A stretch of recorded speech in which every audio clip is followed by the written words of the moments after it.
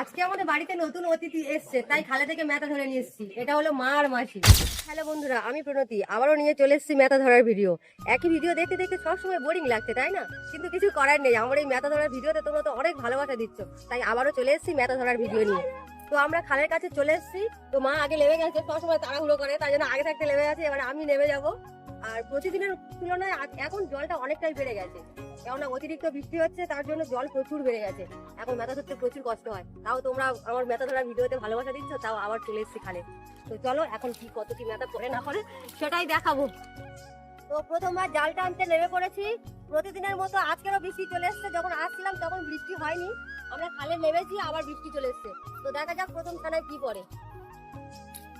এটা ছিল আমাদের প্রথম ছানায় খুব বেশি পড়েনি, তো ওই জন্য আমরা অন্য খালে চলে যাবো।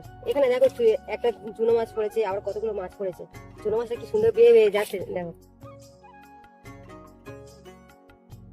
ওই পারে খালে 3-4 বার বাওয়ার পরে কিছু পড়েনি, তাই আমরা এই পারে খালে চলে এসে, এটা আমাদের প্রথম ছানা ছিল। প্রথম ছানায় আমাদের মোটামুটি অনেকটাই মেথা পড়েছে। চলো এটাকে ভালো করে ধুয়ে নিয়ে হাঁড়ির মধ্যে নিয়ে তারপর দেখাচ্ছি। তো মোটামুটি অনেকটাই পড়েছে, এখন বেলা অনেক হয়ে গেছে, আরো 2-1 বার বাইবো, বেয়ে দেখি কি পড়ে। আজকের হয়তো খুব বেশি পড়বে না, দেখা যাক কত কি। তো অতিরিক্ত বৃষ্টি হচ্ছে, তার জন্য এখন খুব বেশি মেথা পড়ছে না, কিছু করার নেই, কিছু মনে করো না। তো আজকের আমাদের খুব বেশি মেথা পড়েনি, খুব অল্প কিছু পড়েছে। তো ভিডিওটা এখানেই শেষ করছি, দেখা হবে পরের কোনো একটা ভিডিওতে। সবাই ভালো থাকবেন, সুস্থ থাকবেন। আজকের মতো সবাইকে টাটা।